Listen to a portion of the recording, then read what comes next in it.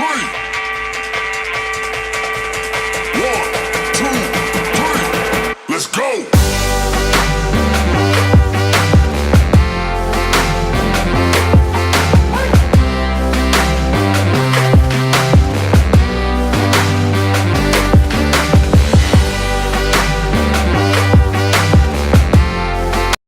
Everybody, welcome to a Friday edition of Teaching Crypto. Thank you so much for joining us. AZcrypto and MrFOMO. Please hit that like, subscribe, bell notifications. Super chats are available. The store is open.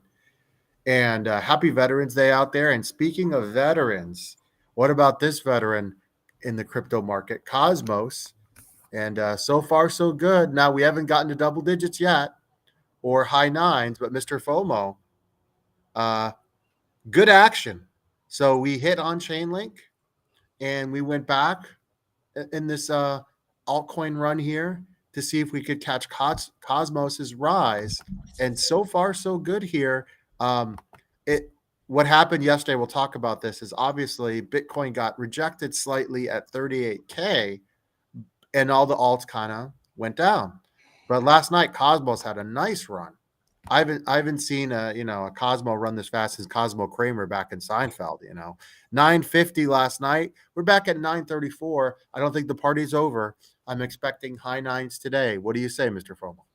I love Cosmos. I realized I had a little bit of a moon bag left and added to it yesterday when we talked about, or Wednesday when we talked about it, and it's paying off. So it's a good pick for us, and one that I'm happy to see running still, and I'm hoping to take profits on it soon. But let's be honest with our viewers. We're looking at the high nines, low tens area as a profit-taking area. Could it get up to 11 and 12 by next week? Sure. But again, at this point in the market, we're not really into buying these altcoins long-term just yet. But who knows? We got some big bullish news yesterday, and that could change. So the big bullish news that we weren't expecting, I mean, we always think about Bitcoin, but what about ETH? ETH just exploded last night. And so if you're an ETH holder, you're very happy this morning because BlackRock filed for a ETH, not a Bitcoin ETF. And on top of that, we got news that the Bitcoin ETF is pretty much a done deal. And so really now, MrFOMO, this is critical because we now got to rethink the holiday dip just a little bit. I'm not saying there won't be a holiday dip, but maybe it is delayed. Maybe now we're looking at post-Thanksgiving, or maybe this is a trap. You never know. But let's never forget the idea that always comes around in crypto, which is buy the rumor, sell the news. There is going to be a fall off once this ETF hits at some point. It's not going to go straight to the moon. There's not going to be just this straight line straight up to 120,000. And we all celebrate and cash out, and it still stays there. It's all that stuff is kind of a YouTuber pipe dream that they're selling you. The reality is that you have to be prepared to take profits and protect some of your profits at different times of the year.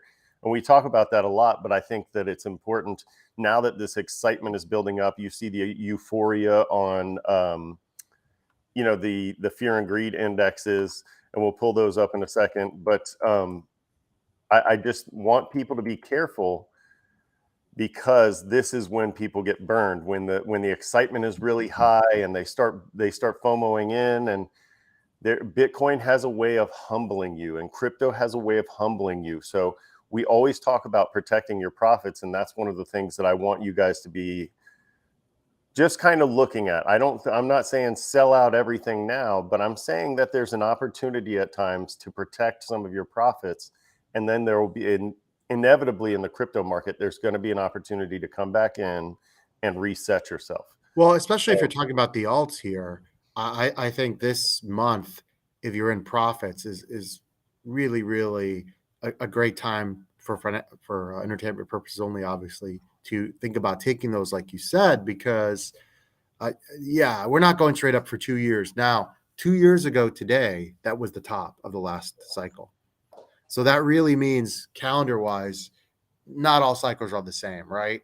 Because remember, we had a mini bear for a couple months in the last cycle, actually 2.5 months, if you remember, May, June, and part of July. And so Do you have 2 years of going up? Absolutely not. And so it's hard to say because, right now people are buying to buy ETH. Could ETH go to 3K by Sunday? It could. It could. But like if we get any negative news, like, hey, the ETF's not getting approved after all until sometime in 2024, then you could see you know, a market Well, I fluctuation. mean, some of these ETFs and some of the idea that it'll run when the ETF comes is that there will be more and more of these tokens and coins bought up. And I want everybody to realize that if somebody's going to offer you access to these ETFs, they already have what they need and they've had it for a long time, right? If they are trying to offer you a Bitcoin ETF, they've got what they need to shore up to that fund, right? They've got the backing that they need in Bitcoin or whatever else. The same with an ETH. And so they're not going to be out there buying more in bulk anytime soon because they've already done it. They did it in 2022 in the bear market when everything was at its bottom, and we can talk about that later too. But they've been accumulating. They wouldn't be offering these things or trying to set these things up if they weren't already set up themselves. And so Yeah. I could see a situation, not that it would crash all the way back to 20K or something ridiculous. No, That's no. not what I'm saying.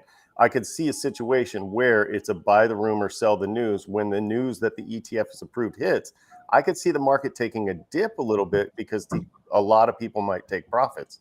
And so just be cognizant that we might get a dip right after the news hits, and then it may go back up afterwards. But I want people to be careful and protect what they can. Yeah, and as we're speaking, Mr. FOMO, actually Bitcoin is doing quite well. It's It is really, it it's is. charging. It's charging. Yeah. Yeah, It got rejected hard yesterday. I mean, 37,999 and then fell off. But I think that it's just going to keep banging its head against 38K until it breaks through. I think that we might see a little bit more positive movement, or I hope that we do before Thanksgiving. But I still think that we could see a little bit of a pullback. Like I said, even if an ETF hits, I think that people will take their profits and there will be a little bit of volatility until everything shakes out. So let me share just something that I've been working on. And this is a little, you can see it's a Bitcoin returns by month. And I've mapped out some of these averages. You can see September is probably the worst month. It's the only one that's turning in a negative, but we've come out of this accumulation period into October, which is a strong month.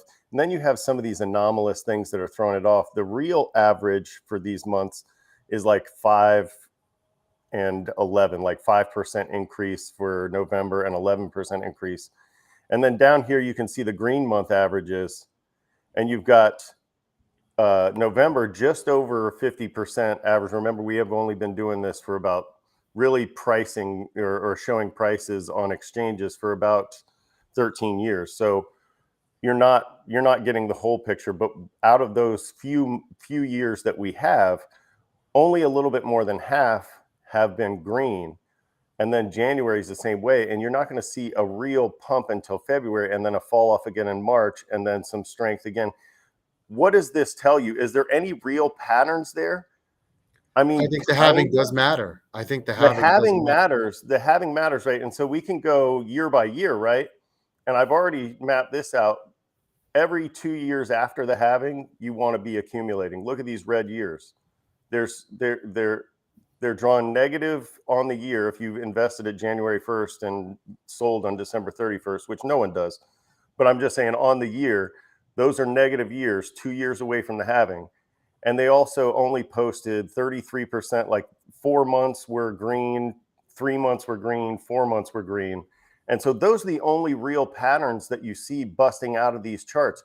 And so that's why I always say, make sure that you're protecting your profits. Make sure that when you are in profits, you have an opportunity to put that to the side. Make sure you protect some of those, because this is a super volatile market. And if I went back to that, I could show you the volatility metrics that I've been working on. But the idea is that this market is super volatile. And if it's up today, it might not be up tomorrow.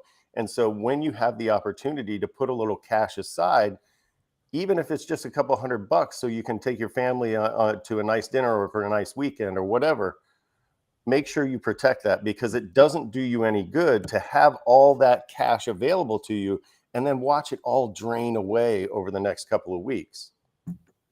That's a really good point. And a lot of shows are not going to say that. It's all going to be, 40K and above. And we might hit 40K, but I feel like that 40K, man, that's a sign that a dump. It's a huge psychological level, and it seems Yeah. like 38K is a huge level as well. And so just be careful. If you are in a position where you can protect some of your money, go ahead and protect it. Yeah, and the good thing is we are just getting started. So you want to tune into this show because we got more and more content coming. But you can And do us a favor. from that chart that I showed you, February looks like a really positive month every single year. There's a lot of green in February, a lot of positive movement, no matter what. And so really there is a chance for us to dip a little bit. Even if we dip a little bit, I can see us coming out in February really strong. I think really February, strong. March going to be big green months. And that's and if you look, and I'll put the chart back up again, but if you look at that, March is typically not a green month. It's only 38% green.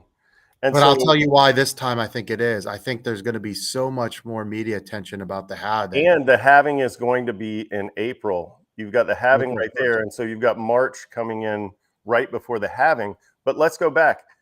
The month before the halving in 2020, you saw a 31% increase. The month before the halving in 2016, 25% increase. You saw a decrease the month of the halving in 2016. You might have a bit of a dip. This is the only anomaly out of the last three halvings is you've got the drop in 2012.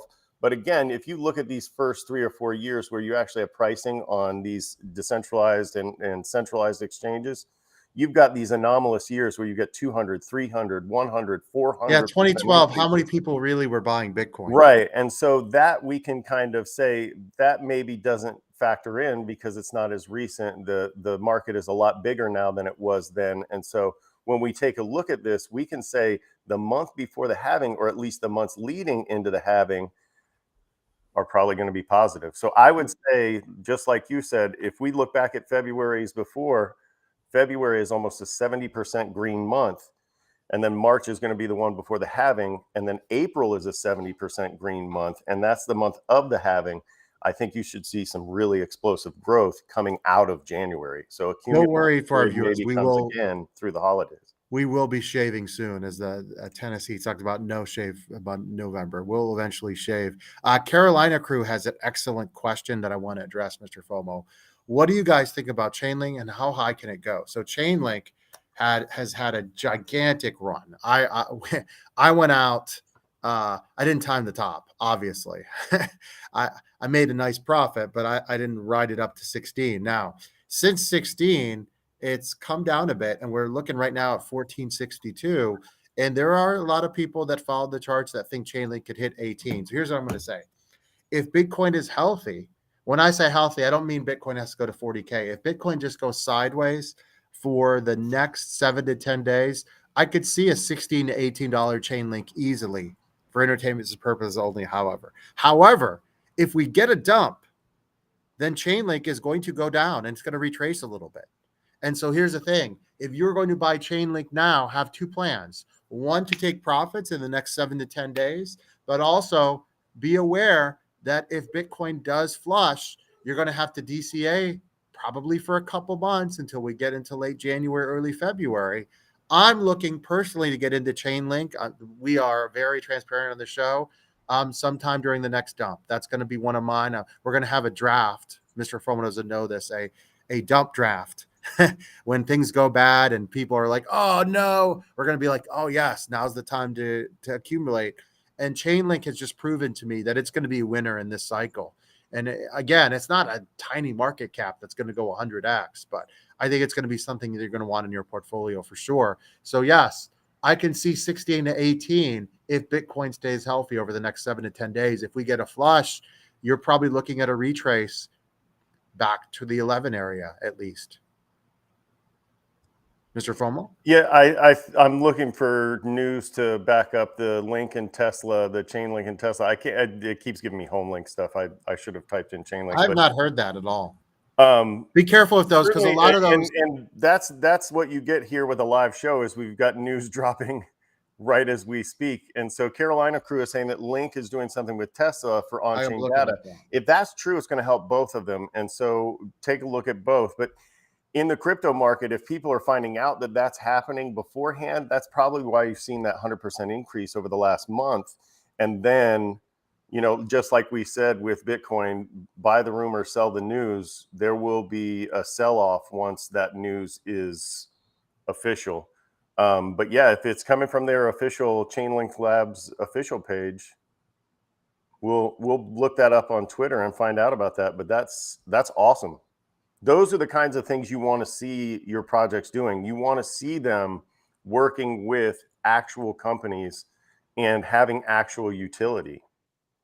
That would be huge. That would be huge if they're really doing that. We got to be careful, because we got really, really excited for our longtime viewers with VeChain and all their partnerships, and it turned out to be, how do I put this? It turned out to be just a lot of marketing. Same thing happened with us with Chili's. I used to get very, very excited with Chili's and their partnerships, and they turned out to all the pro sports teams, and that turned out to be not so high. Yeah, I'm looking it up now to see if I can find it, MrFOMO, because Well, that would huge. make a lot of sense with that 100% increase over the last 30 days. If that started to rattle the cages on X or Twitter, then people, I'm sure, went out there and bought that, because that kind of a partnership makes a lot of noise in the crypto space. You get a name like Tesla or Walmart or Google or Apple. I mean, those names, just the rumor of those names stirs a lot of pots in the crypto market. And so that's great. And I love to see those wins. Keep sharing those wins with us. I'm going to put it back up. But Tennessee EcoMan bought Track around 4 cents, now above $1. Keep winning. Keep winning. So this is off an interview from Elon Musk. So take it for what it's worth, that tokenizing Tesla would generate $100 to $200 million of savings, and Chainlink could be the third ETF in the future. So it's a bit of a speculation, but it's it's strong here.